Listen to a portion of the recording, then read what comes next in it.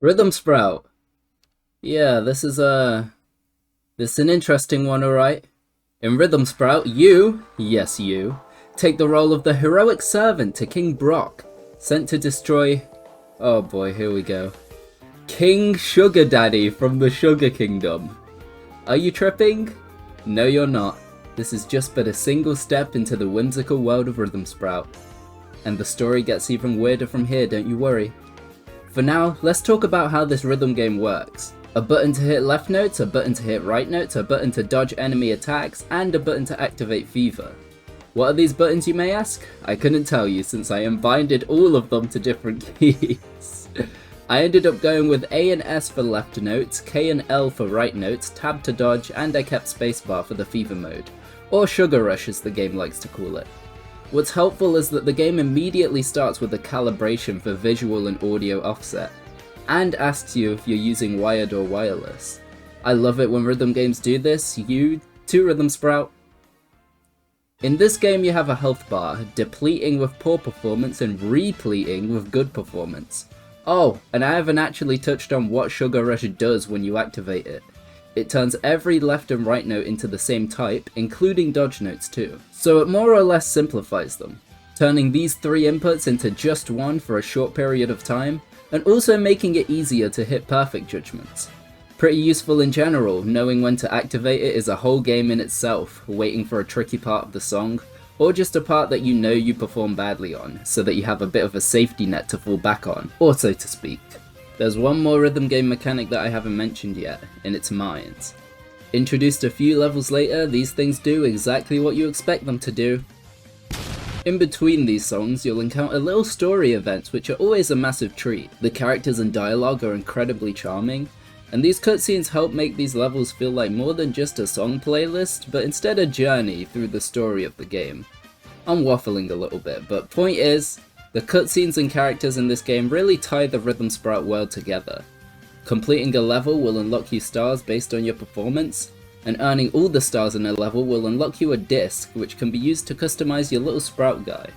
There's new tracksuits, new weapons, and if you want to opt for nightmare fuel, then the option's definitely there. The music in this game is really good too, with surprisingly varied genres across the game, including but not limited to metal music, chill slow music,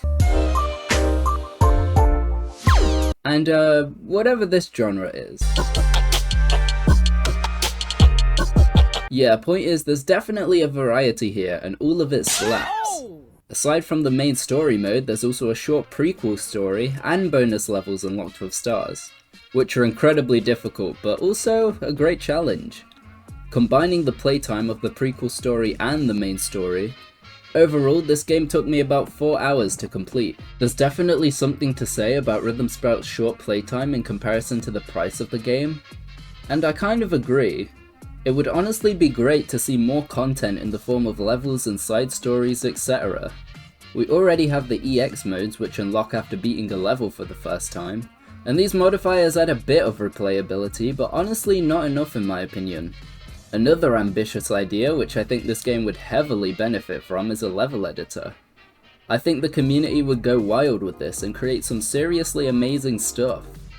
There's already a bunch of different environments that they could use for the story mode, and I think this would give the game the replayability that it honestly needs. Even still, I'm happy with Rhythm Sprout being a short and sweet adventure, no pun intended, but if you do plan on buying this game then I recommend getting it on sale. Now, I'm gonna go into some spoilery stuff, so if you don't want that, please skip to this timestamp. 3, 2, 1... Okay, let's talk about the bosses in the game.